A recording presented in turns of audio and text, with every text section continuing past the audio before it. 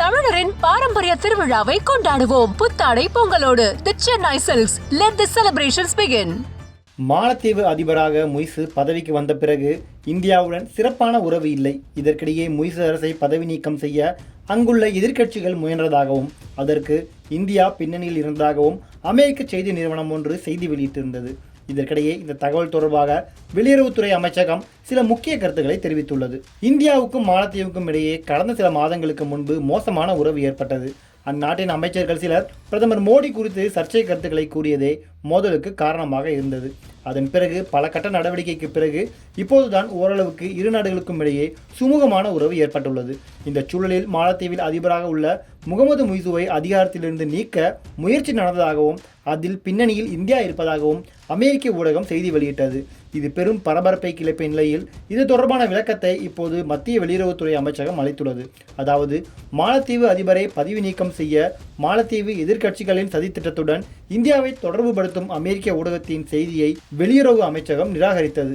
அந்த குறிப்பிட்ட செய்தி நிறுவனம் இந்தியா மீதான தொடர்ச்சியாக இதுபோன்ற ஆதாரமில்லாத குற்றச்சாட்டுகளை வைப்பதாக வெளியுறவுத்துறை அமைச்சகத்தின் செய்தி தொடர்பாளர் ரந்தீர் ஜெய்ஸ்வால் தெரிவித்துள்ளார். இது தொடர்பாக அவர் மேலும் கூறுகையில், அந்த செய்தி நிறுவனமும் சரி, குறிப்பிட்ட அந்த ரிப்போர்ட்டரும் சரி, இந்தியா மீதான விரோத போக்கை வளர்ப்பதாக தெரிகிறது. அவர்களின் செயல்பாடுகளில் ஒரு பேட்டர்னை நீங்கள் காணலாம். எனவே அவர்களை நம்பலாமா கூடாதா என்பதை நீங்கள் மதிப்பிட்டுக் கொள்ளுங்கள். இந்த விவகாரத்தை பொறுத்தவரை அவர்கள் சொன்னதில் எந்த ஒரு உண்மையும் இல்லை என்றார். டெல்லிக்கு வந்துள்ள மாலத்தீவு வெளியுறவுத்துறை அமைச்சர் அப்துல்லா கலீல் கடல்சார் பாதுகாப்பு, வர்த்தகம் மற்றும் முதலீடு குறித்து மத்திய வெளியுறவுத்துறை அமைச்சர் ஜெய்ஸ்வாலுடன் ஆலோசனை நடத்திய சூழலில்தான் ஜெய்ஸ்வால் இந்த கருத்துக்களை குறிப்பிட்டுள்ளார். டெமோக்ராட்டிக் ரினியூவல் இனிஷியேட்டிவ் என்ற அந்நாட்டின் பொதுவெளியில் வெளியிடப்படாத இன்டர்னல் டாக்குமெண்ட் அடிப்படையில் ஊடக செய்தி வெளியிடப்பட்டு இருந்தது.